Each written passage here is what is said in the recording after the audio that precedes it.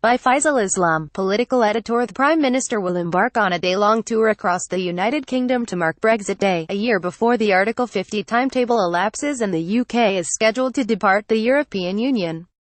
Her message, carried across all four home nations, will attempt to show unity across the country. Today, 1 year until the UK leaves the EU and begins to chart a new course in the world, I am visiting all four nations of the Union to hear from people across our country what Brexit means to them. She will say, I am determined that as we leave the EU, and in the years ahead, we will strengthen the bonds that unite us, because ours is the world's most successful union. Video, EU sets out stall with position on Brexit trade talks. She will start at a textile factory in Ayrshire before visiting young parents in Newcastle, meeting farmers in Northern Ireland, businesses in Wales, and EU citizens in West London.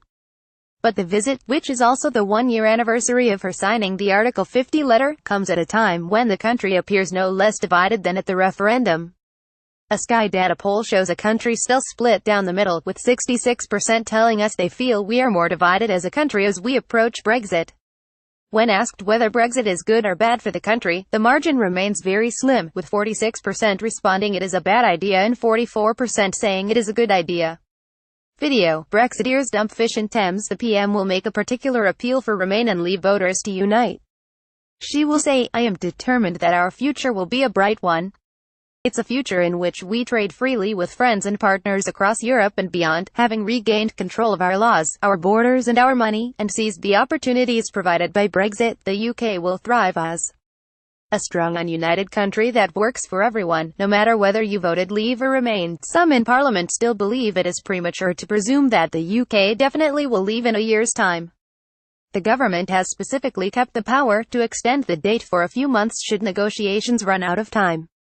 Video, how close are we to a final Brexit deal? It is still not certain that Parliament will vote for an as yet not negotiated deal in the autumn. The government is yet to pass any of the 8 Brexit bills required to create UK powers to replace EU competences.